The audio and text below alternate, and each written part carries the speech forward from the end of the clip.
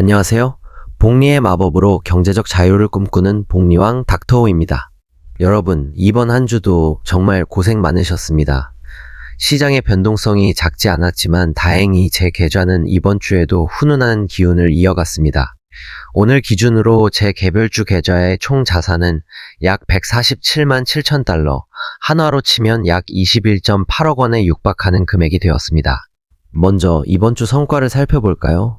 오늘 하루에만 6,582달러, 약 970만 원의 수익이 났고, 그리고 이번 한 주 동안은 총 2만 5천 달러, 한화로 약 3,700만 원 수익을 기록하며 기분 좋게 마감했습니다.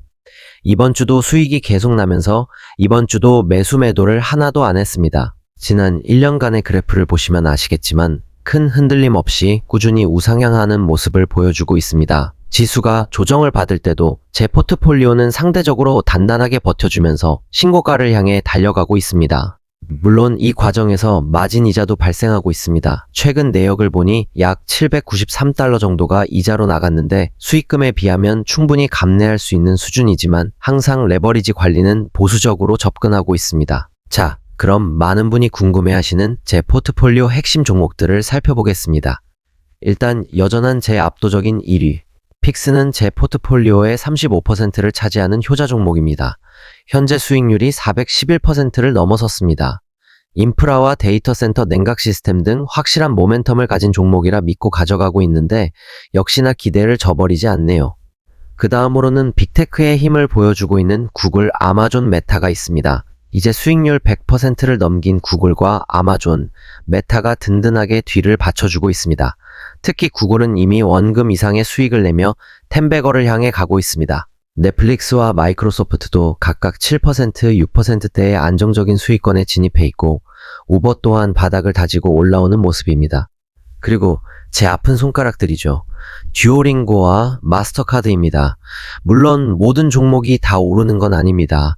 듀오링고가 마이너스 14%, 그리고 마스터카드가 마이너스 3.9% 정도로 파란불이 켜져 있지만 기업의 펀더멘털에는 문제가 없다고 판단하기에 느긋하게 지켜보고 있습니다.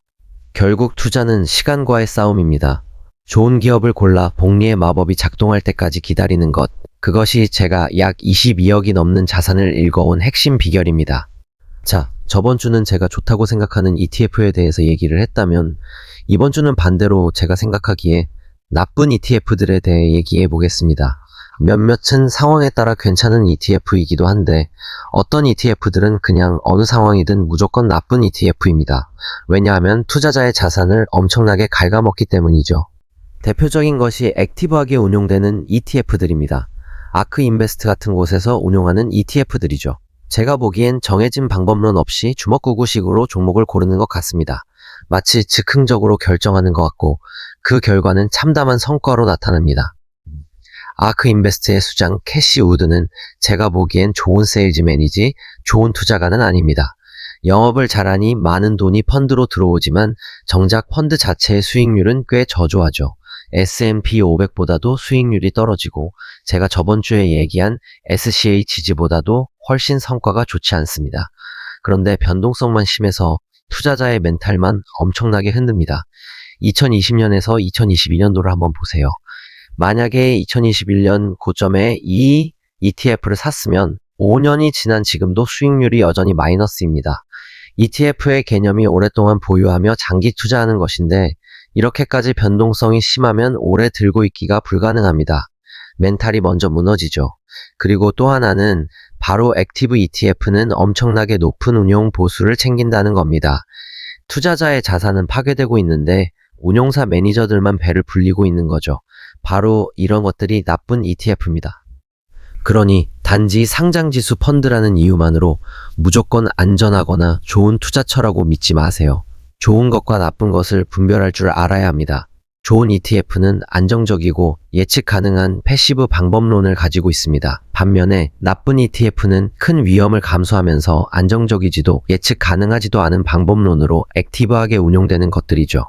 그리고 온라인에서 인기가 많지만 제가 경계하라고 말씀드리고 싶은 또 다른 부류는 커버드콜 ETF입니다. 커버드콜 ETF는 액티브 ETF처럼 무조건 나쁜 ETF는 아닙니다. 상황에 따라 좋은 ETF일 수도 있죠. 그래서 더 경계하라고 하는 겁니다. 커버드 콜 ETF는 특히 배당 투자자들을 유혹하는데요. 바로 화끈한 배당 수익률 때문입니다. 누구나 높은 배당률을 보면 좋아하죠. 그 큰 배당금이 들어오는 걸 보면 엔돌핀이 돕니다. 저도 그 마음은 이해하지만 커버드 콜 ETF는 정말 주의해야 합니다. 가장 오래된 커버드 콜 ETF 중에서 나스닥100을 기반으로 하는 QILD 같은 종목이 있습니다. 배당률이 정말 엄청납니다. 매달 지급되는 배당금을 합치면 연 배당률이 12%에 달합니다. 이걸 매달 나눠서 주죠. 투자하면 매달 원금의 1% 정도를 돌려받는 셈입니다. 정말 대단해 보이죠? 매달 쏟아지는 그 달콤한 배당금의 유혹을 저도 잘 압니다. 돈이 들어오는 걸 보는 건 즐거운 일이지만 이면에서 무슨 일이 벌어지고 있는지 이해하는 것이 더 중요합니다. 대부분의 경우 커버드 콜 ETF는 배당금을 주기 위해 펀드의 자산가치 NAV를 깎아먹습니다. 먼저 커버드 콜이 왜 자산가치를 깎아먹는지에 대해 예를 들어볼게요. 정말 간단한 예를 들자면 펀드가 엔비디아 100주를 들고 있다고 가정합시다. 이때 상승장이 옵니다. 일반적인 펀드라면 여전히 엔비디아 100주를 온전히 들고 상승분을 누리겠죠. 하지만 정말 큰 상승장에서는 옵션이 체결되어 커버드 콜 ETF는 엔비디아를 옵션에 적혀있는 가격, 즉 행사 가격 스트라이크 프라이스에 강제로 팔아야 합니다. 그럼 펀드는 다시 엔비디아를 매수해야 하는데 아마도 훨씬 더 높아진 가격에 사야 할 겁니다. 당장 매수는 안 하더라도 언젠가는 다시 사야 하는데 오랜 상승장에서는 그 비싸진 가격으로 다시 엔비디아를 사야 하거든요. 그럼 어떻게 되겠어요? 보유 수량은 줄어들겠죠. 그러니 커버드 콜은 조심해야 합니다. 이런 식으로 자산 가치를 깎아먹거든요. QILD를 제외한 대다수의 커버드 콜은 아직 역사가 짧아서 얼마나 깎여나갈지 데이터로 증명하기는 어렵습니다. 최근에 만들어진 JEPQ, QQQI, GPIQ 같은 ETF들은 QYLD보다 더 잘 만들어졌다고들 하지만 제대로 된 하락장을 맞이한 적이 없고 출시된 지 얼마 안 돼서 정확한 비교 분석을 하기는 힘듭니다. 당연히 QYLD보다는 좋아진 방법론을 이용하고 있으니 덜 깎이겠지만 긴 시간을 두고 보면 이 새로운 커버드 콜들도 결국에는 자산 가치가 깎일 겁니다. 커버드 콜의 방법론 자체 때문에 어쩔 수 없습니다. 커버드 콜 전략은 특정 자산 가격의 변동에 대비하기 위해 만들어진 전략입니다. 하지만 변동성이 크다면 손실도 함께 확대될 수 있으니 주의하셔야 합니다. 명심하세요. 커버드 콜이라는 개념 자체가 자산 가치를 깎아먹는 것입니다. 좀 더 보기 편하게 차트를 이용해 볼게요. 여기 QILD의 주가 차트를 보시면 주가가 계속 떨어지는 걸 볼 수 있죠. 펀드의 자산 가치가 계속 낮아지고 있기 때문입니다. 하지만 QILD는 높은 배당금도 있으니 좀 더 자세하게 보시려면 총수익 또는 Total Return To를 봐야 합니다. 총수익 차트를 보시면 지난 10년간을 되돌아봤을 때 수익률 자체는 플러스입니다. 하지만 이 또한 다른 ETF랑 비교해보면 자산 가치가 꽤나 깎였다는 걸 알 수 있습니다. QYLD는 QQQ를 베이스로 둔 커버드 콜인데 지난 10년간 QYLD의 총수익은 147.85%인 반면 기초지수인 QQQ는 554.8%입니다. QYLD 대신 QQQ를 들고 있는 게 훨씬 좋은 선택이었겠죠. 심지어 성장성이 낮다고 하는 SCHD랑 비교해도 QILD의 총수익이 더 낮습니다. SCHD는 지난 10년간 224.57%의 총수익률을 기록하고 있죠. 또한 QILD의 배당금을 SCHD와 비교해보는 것도 중요합니다. QILD의 배당금은 지난 10년간 전혀 성장하지 않았습니다. 그냥 제자리죠. 지금이나 10년 전이나 배당금 액수는 비슷합니다. 하지만 SCHD의 배당금은 지난 10년간 꾸준히 우상향하고 있습니다. 배당 성장을 하고 있다는 증거죠. 그러니 아주 오래 보유할 거라면 SCHD가 QILD보다 훨씬 나은 거죠.